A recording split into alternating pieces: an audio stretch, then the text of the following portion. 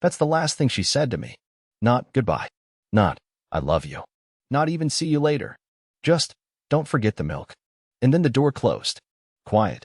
Routine. Final. I stood there in the kitchen, her voice still ringing in the air like the beep of a dying battery. I hadn't even asked where she was going. Didn't need to. It would have been the same answer as always: yoga, meeting, Renee's place. All translations for somewhere else. I opened the fridge. 2 half-used cartons of almond milk. A brand she liked, and I didn't. The kind that always tasted like wet cardboard but made her feel clean. I stared at them like they were mocking me. Then I shut the fridge and leaned my head against it. I think I whispered, "I miss you," right into the handle. Not that anyone heard. Not that she would have cared. She used to hum when she did dishes. Now she left the sink full and me emptier. She used to tuck her feet under me on the couch. Now she sat with her legs crossed, her body pointed away, scrolling through a world I no longer lived in. I started noticing patterns. How she'd laugh when her phone buzzed, then sigh when I spoke. How she'd wear perfume on Mondays but never on weekends. How her eyes stopped pausing on mine. How even her silences had sharp edges now. For weeks, I tried to make it okay. Bought candles. Cleaned the bathroom. Downloaded that meditation app she mentioned once. She said thanks once, I think. But not with her eyes. Her eyes stayed on the screen, on the mirror, on anywhere that wasn't me. She didn't cheat. At least not the way people think. There was no lipstick on a collar, no mystery hotel bill. No, she cheated with silence. With distance.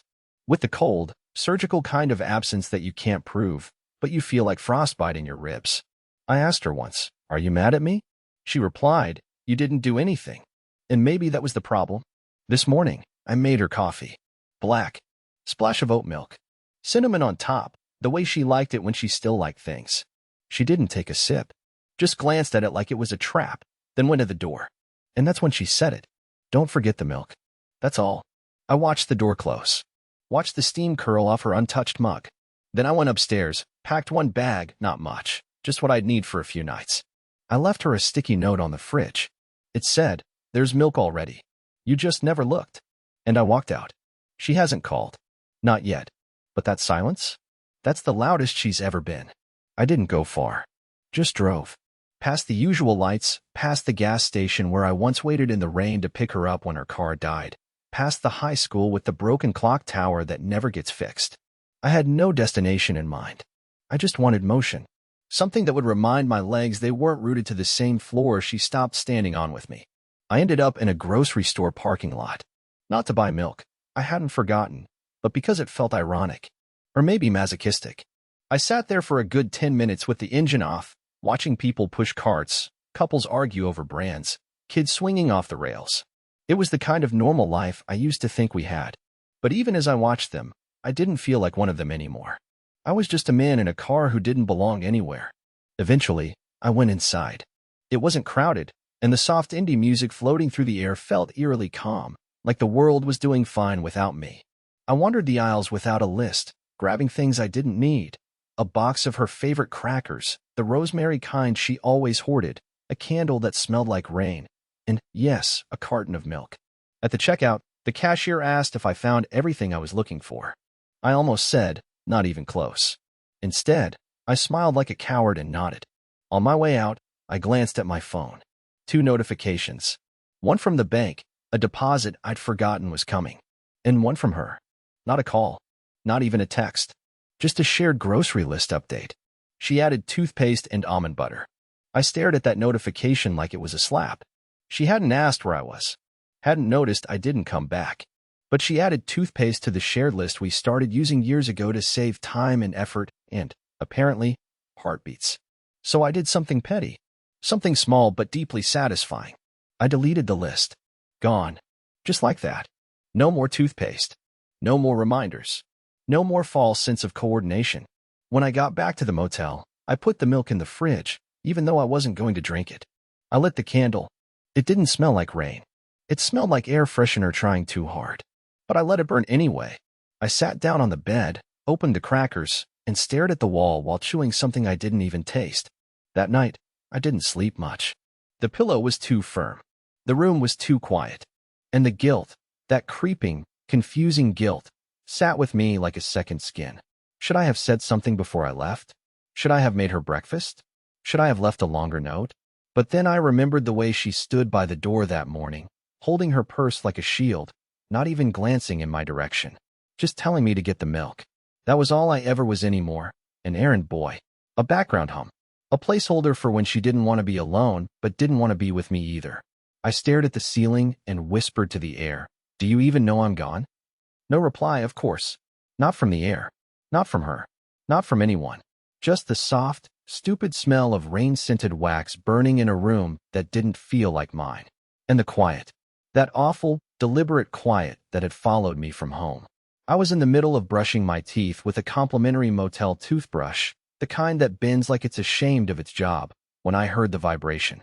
My phone, face down on the nightstand, trembled again like it had a nervous tick. I didn't rush. Didn't even spit out the foam.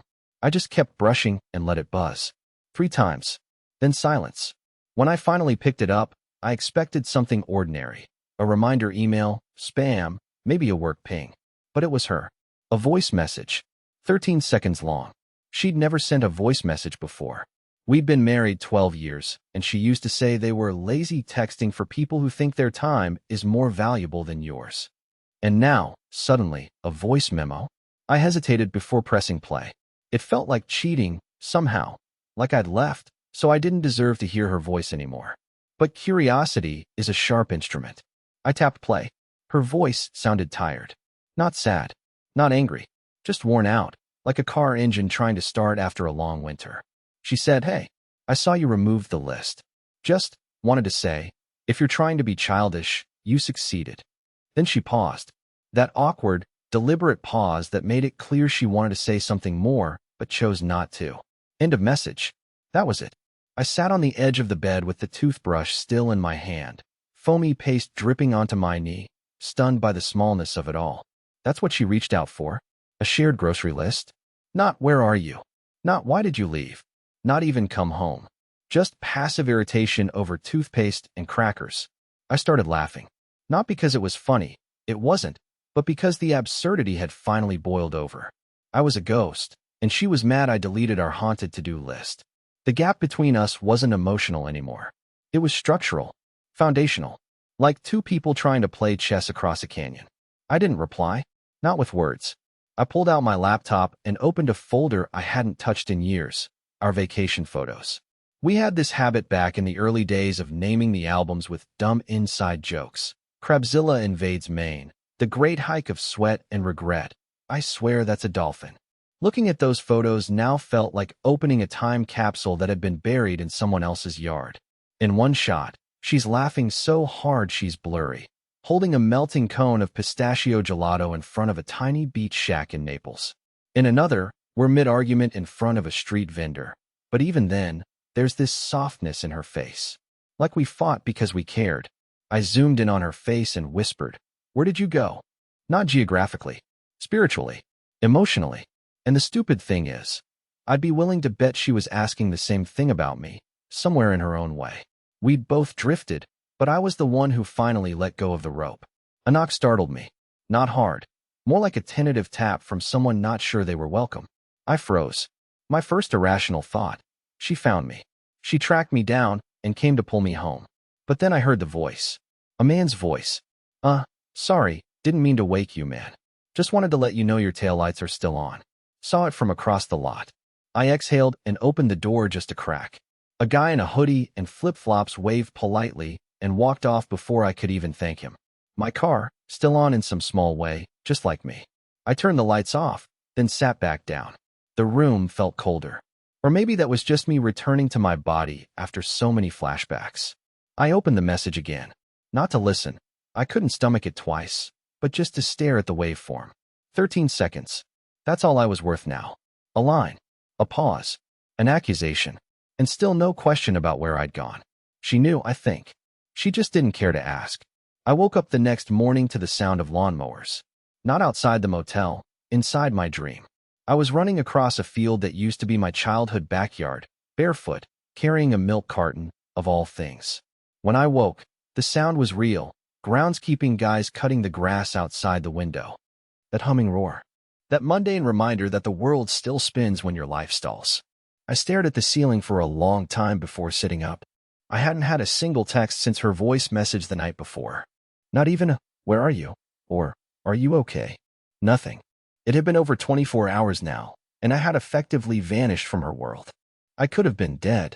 She didn't check. You expect panic, you know? Even if someone hates you, they usually at least react when you disappear. But Marla, she wasn't even curious. That was the part that gutted me the most. Not rage. Not grief. Indifference. I checked our home security app. I still had access, probably because she'd forgotten I was the one who installed it. I tapped into the feed from the front camera, half hoping to see something dramatic, her pacing on the porch, yelling into her phone, scanning the street. But there she was, watering the potted succulents by the door, barefoot, hair up in a bun, humming to herself. Humming. I hadn't heard her hum in months. And she was doing it now, alone, like I'd never existed. She went inside after a few minutes and left the door ajar for the cat. He wandered out, sniffed the same flower pot he always did, then flopped into a sunbeam like he owned the place. Even he seemed unbothered by my absence. I sat there in that stiff motel chair, laptop balanced on my knees, watching my life play out like I was already dead. A ghost haunting a security app. She didn't check my closet. Didn't touch my drawers. She passed the guest room without pausing, probably assumed I was still sulking in there. I wanted to scream at the screen. "You think I'm still down the hall?" But she didn't seem to be thinking about me at all. By noon, I had paced the entire motel room 3 times. I'd eaten 3 crackers and nothing else. Every minute dragged like it was punishing me for leaving quietly. Maybe I should have made a scene. Maybe then I'd be remembered. I decided to call someone. Not her. I couldn't. My hands refused. I called my brother, Mason, instead. We hadn't talked much lately, but we used to be close before life got noisy. He picked up on the 3rd ring. "Colby, you all right?" That one question, from someone I hadn't spoken to in 6 months, hit me harder than 12 years of silence from my wife. I tried to talk, but my throat locked up. I just sat there, holding the phone, letting him repeat my name until I finally muttered, "I left." He didn't ask where or why. He just said, "You want company?" I almost said yes. I almost begged him to come pick me up, bring food, bring beer, just sit beside me and confirm that I was still a real person and not a leftover thought in someone else's routine. But I told him no. I said, "Not yet. I just need time to figure out what this is." He understood. Mason always had that quiet kind of understanding, never pushed, never pried. He said, "Well, I'm here when you're ready. Don't vanish, okay?" I laughed bitterly and said, "Too late for that." After the call, I took a shower. The water pressure was pitiful. The little shampoo packet ripped in the wrong place and squirted onto the floor. Still, it felt like something. A restart. I looked in the fogged-up mirror and tried to see the man I used to be, the husband, the comforter, the provider. But all I saw was a shell trying to remember how to be whole.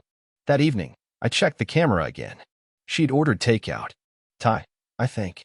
Our usual Friday night order. She brought it in, set the table for one. Ate slowly. Watched something on her laptop while she chewed. And that was the moment that changed everything. She laughed. Full on, throw her head back laughter at something on the screen. The kind of laugh I hadn't heard from her in over a year. The kind of laugh she used to share with me. And there it was, erupting from her mouth like a secret finally set free. Not a single part of her missed me. That's when I knew. It wasn't just that I'd left. It was that she'd already let go of me long before I walked out that door. I didn't check the cameras the next morning. I told myself I was done with that, done torturing myself with images of her thriving in my absence. But sometime around 10:30 a.m., after staring at the condensation on my motel window like it held the answers to my ruined life, I cracked. I opened the app. The front porch feed loaded first. Nothing unusual, just the wind stirring one of the potted plants and a blue recycling bin she never remembered to take to the curb. I tapped over to the living room cam, the one we'd installed after that weird neighbor tried to walk in thinking it was his place. Back then, Marla said it made her feel safe. Now, I wasn't sure who it was watching over anymore. The image loaded, and for the first time, something was different. She wasn't alone. I sat forward in the chair, the cheap motel cushion squeaking under me. A man, mid-30s maybe, stocky build, short beard, was sitting on our couch. My couch. His legs were crossed like he belonged there, one arm draped casually over the cushion where I used to sit. She was standing in front of him, saying something I couldn't hear. She looked relaxed, confident, like she was giving instructions. He nodded. Then, casually, he got up, walked toward the hallway, toward the bedroom, and disappeared off-screen. I watched, frozen. Marla didn't follow him right away. She stood still, adjusted her hair in the hallway mirror, then finally stepped out of frame too. The screen went quiet. My brain caught fire. It wasn't just the betrayal.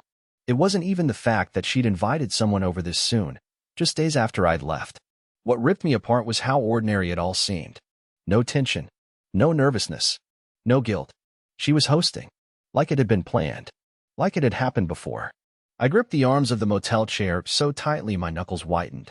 I felt the first real anger rise in my chest, not the soft, sad ache I'd been carrying, but something hotter, sharper. I told myself I didn't care, that I'd left, and she was free to do whatever she wanted. But that was a lie, and I knew it. I needed air. I stepped out into the parking lot. The sun was too bright. The world looked like it was mocking me with how normal everything was. People sipping coffee in plastic chairs outside the diner next door. A guy in a wrinkled suit loading boxes into a trunk.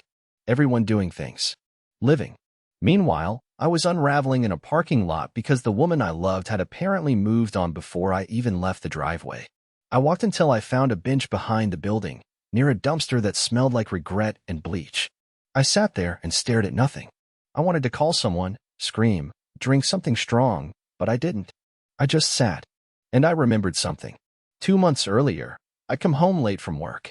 Marla had been asleep, or so I thought. I'd found her phone glowing in the sheets beside her. A message on the screen, half visible. Next time, no rush.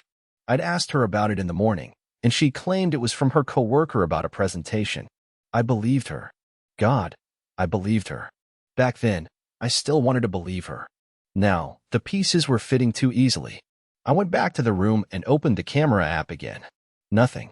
Just the empty couch now. A pillow out of place. The blanket folded, not by me. She always folded it diagonally like some hotel trick.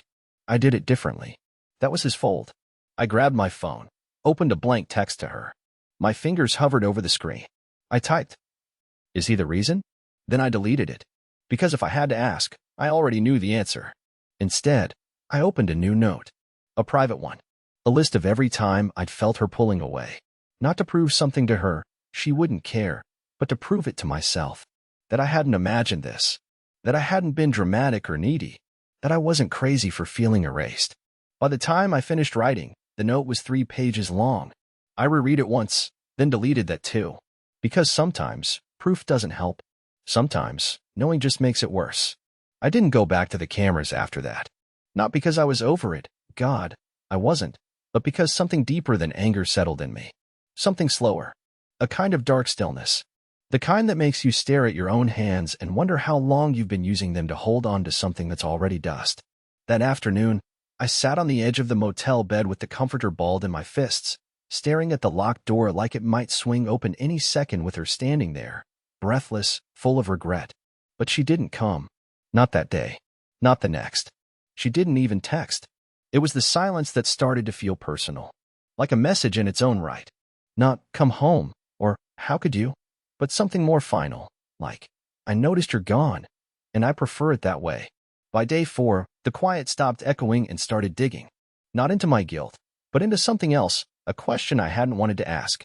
Had she planned this? The man on the couch. The way she didn't seem surprised when I left. Her humming. Her comfort. Like I'd vacated a role and she'd already cast the understudy. I didn't want to be paranoid. But something didn't add up. I started looking through our shared email, not for proof of cheating. I'd given up on caring about that part. I just wanted to know if she prepared for me to leave before I even realized I was going. There were breadcrumbs. A password reset for our joint bank account. Sent to her personal email 2 weeks ago. A new car insurance quote. In her name only. Dated 3 days before I packed that bag. A deleted draft in our shared calendar titled "Move Out Window." I recovered it. It had my work trip dates, the one I canceled at the last minute when my boss postponed the pitch meeting. She didn't know I'd stayed. Had I gone on that trip, she might have been gone before I came back. And then I saw it. A forwarded email from a real estate agent. Subject line, "Initial visit schedule, no key required." I sat back and exhaled so hard it hurt. She was preparing an exit. Quietly. Efficiently. Without ever involving me. I wasn't abandoned in the moment. I was erased, methodically. I started pacing the room. Fast. I opened my duffel bag, not to unpack. I hadn't brought much, but to see if there was anything that still felt like me. A flannel shirt she once said made me look too mountain man. A cracked paperback I never finished reading. A prescription bottle with my name smudged. And that's when I noticed it. My wallet was missing. I tore through everything. Every zipper. Every pocket. Nothing. I hadn't used it since checking in. I'd used Apple Pay at the grocery store. I hadn't noticed until now, until my identity, literally, wasn't in my hands anymore. I called the front desk. The guy said no wallet was turned in. I called the grocery store. Nothing. I called the motel again, pressing 0 this time, hoping maybe someone would actually care. They said I should file a police report if I was concerned. And for the first time, I felt scared. Not just hurt. Not just betrayed. Scared. I called Mason again. Told him I might be going crazy. He told me to breathe and said he'd come by in the morning, no matter what. I told him not to. Then begged him to. Then changed my mind again. He didn't push me. He just said he'd bring coffee and let me do the talking. When I hung up, I tried to retrace everything. Had I dropped it? Had she taken it? That sounded insane, didn't it? Why would she need my wallet? But then again, why would she have a draft titled Move Out Window? That night, I didn't sleep. Not a second. I stared at the ceiling, clutching my phone like it was my last connection to the version of myself that still existed on paper. At 4:17 a.m., she finally texted. One word. Colby. No punctuation. No context. I stared at it until sunrise. I didn't reply, because I had no idea who she was anymore. And I was starting to think maybe she didn't know who I was either. I don't remember falling asleep, but I remember waking up. The sunlight spilled into the motel room in that pale, watery way it does when the world outside feels far too normal for what you're carrying inside. My phone was still in my hand. Her message, just Colby. One word. Still unread. I hadn't even touched it since. I stared at it for a long time. That name, my name, didn't feel like mine anymore. Not coming from her. It felt borrowed. Like someone calling out to a version of me that didn't live in this room, in this skin, in this story anymore. I didn't reply. Not yet. I needed answers first. Because somewhere in the noise of my panic and the quietness of her disinterest, something didn't fit. And now that my wallet was missing, my ID, my credit cards, everything, I couldn't pretend this was just about a broken marriage. Something was happening. Something I hadn't signed up for.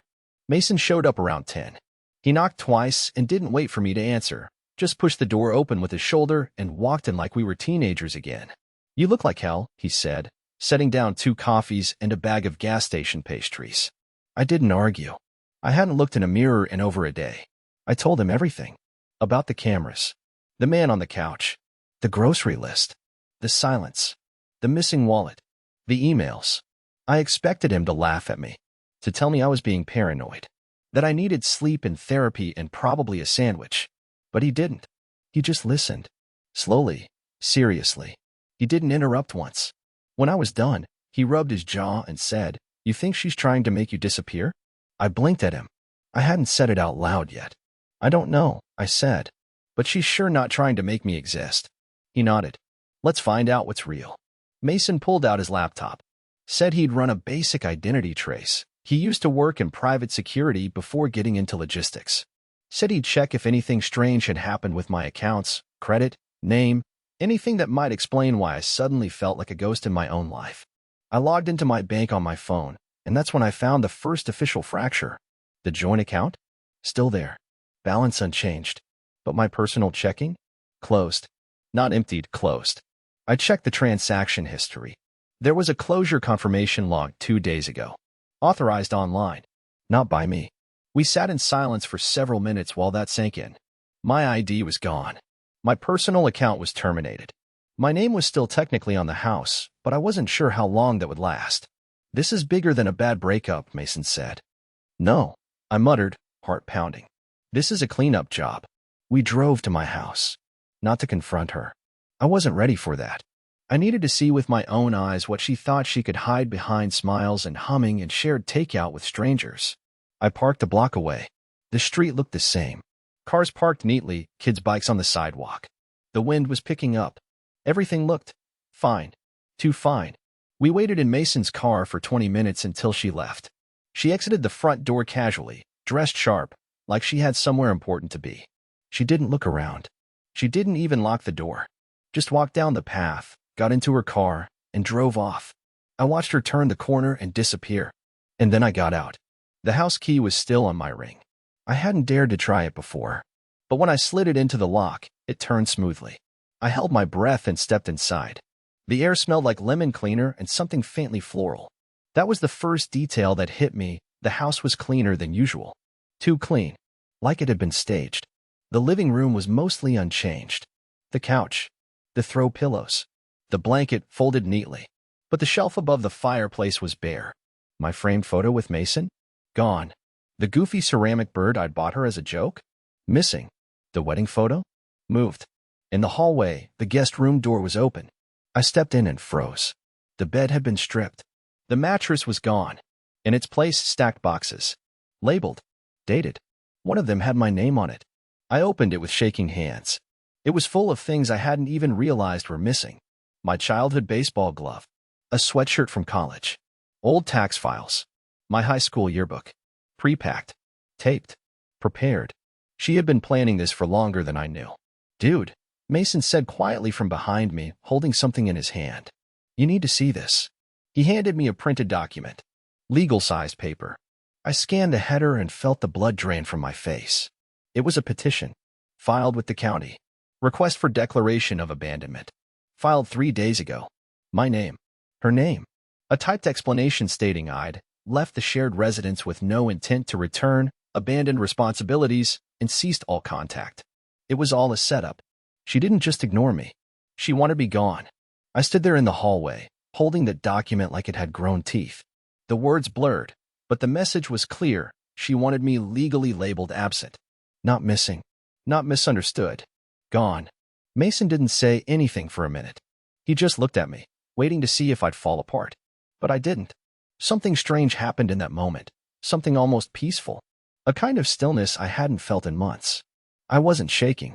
I wasn't drowning. I wasn't even mad. I was awake. And I finally understood.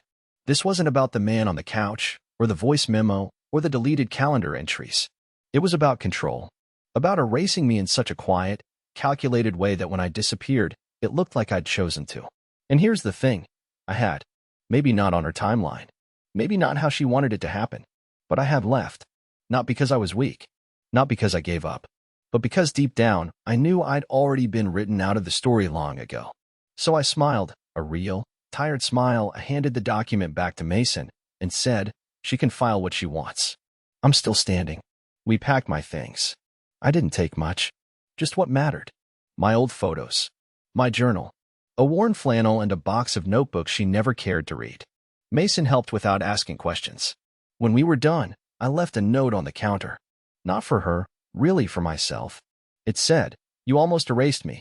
But I remembered who I was just in time. We drove back to the motel. That night, I slept with the window open, letting the noise of the highway wash over me like a reset button. I didn't check the cameras. I didn't reread her message. I just slept. The next morning, I started making calls.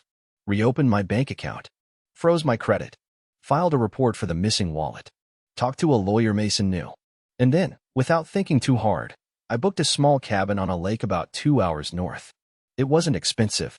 Just isolated enough to hear yourself think. I stayed for a week.